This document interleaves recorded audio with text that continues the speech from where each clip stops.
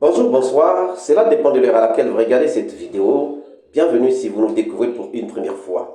Chers amis, aujourd'hui, nous sommes le 12 juin 2024 et je regarde dans le box des accusés, je vois qu'il y a Toumba. Toumba concentré, les autres distraits, mais Marcel en train de prier. Oui, Toumba tranquille, concentré, les autres distraits, mais Marcel en train de prier. Mais qu'est-il en train de dire? Nous ne pouvons pas savoir ce qu'il est en train de dire. Mais lorsque je regarde au fond de moi, j'essaie de rentrer dans sa prière. Et je me dis qu'il est en train de prier pour son cas. Oh Dieu, ne m'oublie pas dans cette affaire. Ne m'oublie pas dans cette affaire. Je ne suis qu'un simple innocent et tu le sais, mon Dieu. Tu sais que je ne suis qu'un simple innocent et je sais que toi, tu protèges les innocents. Il y a une peine qui a été requise contre moi. Mais cette peine, je ne l'accepte pas. Cette peine, je la refuse, je la rejette, je la détruis. Pourquoi? Parce que je ne suis qu'un simple innocent. Tu ne permettras pas au juge de me condamner. Oui, le parquet a requis une peine contre moi, mais tu ne permettras pas au juge de me condamner. Donne au juge la sagesse qu'il leur faut pour que je sois acquitté. Parce que toi-même, tu sais que je ne suis pas coupable dans cette affaire. Ce jour-là, j'étais avec ma femme. Le 28 septembre 2009, j'étais aux côtés de ma femme. Oh, mon Dieu, ne m'abandonne pas. Ne m'abandonne pas. Blanchis-moi dans cette affaire. Je voudrais rentrer à la maison, retrouver mes enfants que j'ai vus il y a longtemps, que je n'ai pas pu élever comme il se doit, parce qu'en prison. Oh mon Dieu, s'il te plaît, toi qui protèges les innocents, protège-moi. Les coupables doivent être condamnés, mais les innocents doivent être acquittés. Tu sais que je ne suis qu'un pauvre innocent dans cette affaire des massacres du 28 septembre 2009. Tu le sais. Peut-être que les procureurs ne le savent pas, peut-être que les avocats ne le savent pas, peut-être que les juges ne le sauront pas, mais toi tu le sais.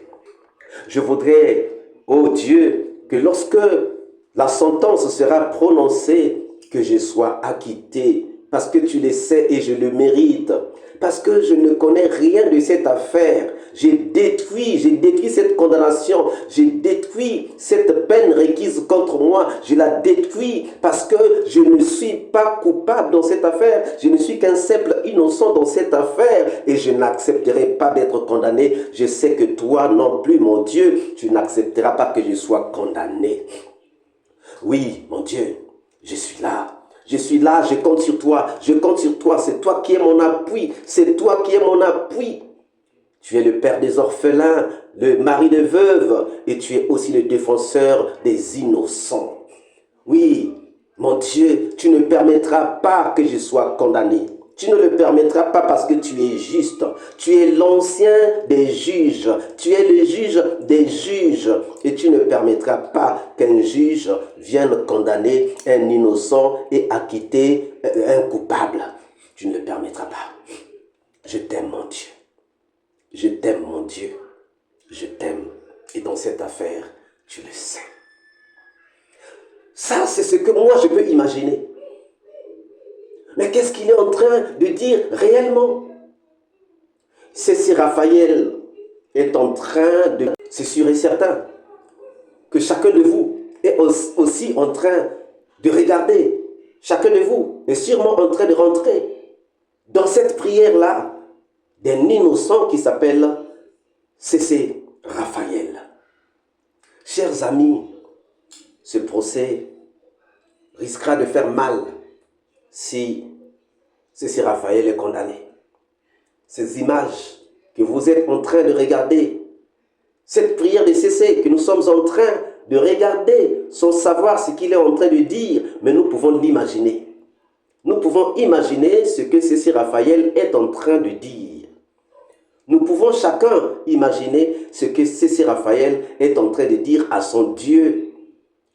Il ne s'agit pas de sa famille qu'il est en train de prier, mais il est en train de prier pour le procès des massacres du 28 septembre 2009. Il est en train de prier contre cette peine requise contre lui par le parquet.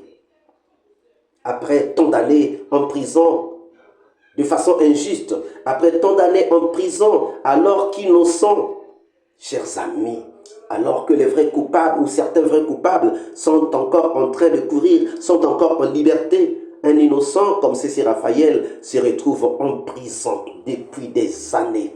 Comment ne peut-il pas être fâché?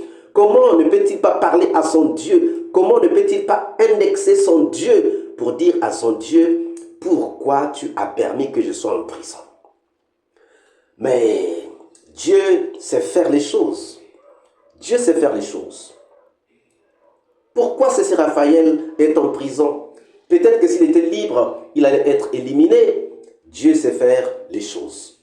Je vais vous raconter une histoire avant de terminer.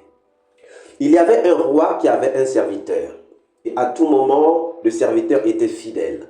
À tout moment, il partait à la chasse avec les autres et toujours avec son serviteur. Ce jour-là, arrivé à la chasse, ils ont été surpris par un groupe de bandits.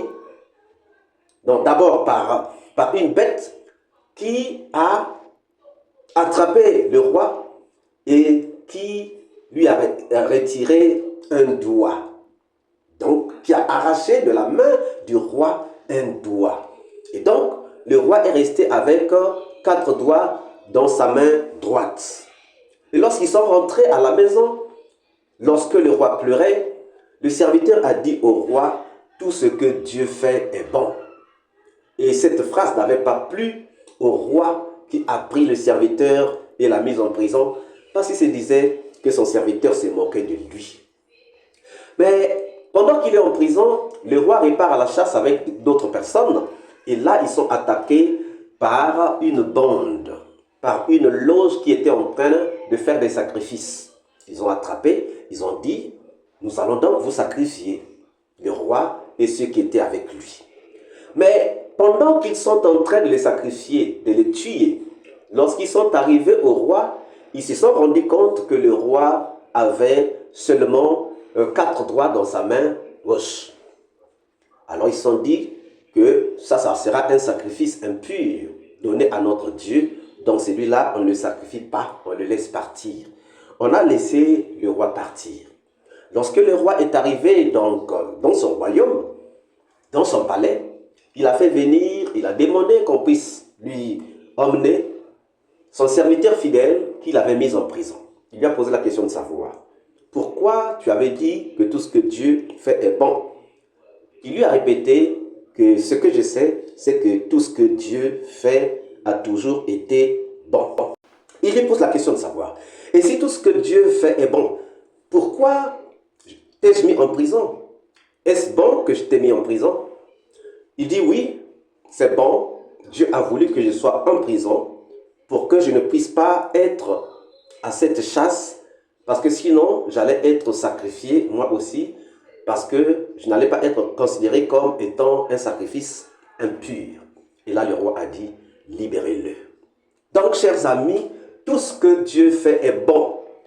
Si Cécile Raphaël se retrouve en prison aujourd'hui, c'est Dieu qui l'a voulu, et si Dieu ne l'avait pas voulu, il ne serait pas là. Et s'il est là, c'est peut-être Dieu qui l'avait mis en prison pour éviter qu'il ne soit tué comme d'autres témoins avaient été tués.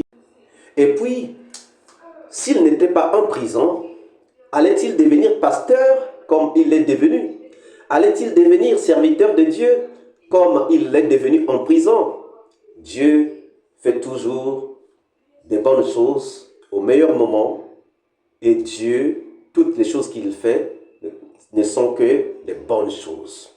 Donc aujourd'hui, moi je ne regrette pas que Cécile Raphaël soit en prison. Je sais que Cécile Raphaël sortira de la prison et il sortira grand, il sortira serviteur de Dieu et ça, c'est un métier noble qu'il est allé apprendre en prison. J'espère que cette anecdote, cette histoire que je viens de vous raconter vous fera du bien, vous enseignera, vous renseignera, vous éduquera et pourra raffermir votre foi. Alors, chers amis, que pensez-vous de la prière de Cécile Raphaël? Que pensez-vous de la présence de C.C. Raphaël en prison? J'attends vos réponses dans les commentaires. Si cette vidéo vous a plu, ne manquez pas de laisser vos pouces bleus, de commenter, de partager. Si vous n'êtes pas encore abonné, c'est le moment de vous abonner et surtout de ne pas manquer d'activer la cloche de notification afin d'être averti à temps réel de toutes nos prochaines publications. Quant à moi, je vous dis à très bientôt pour une nouvelle capsule et je vous dis ciao.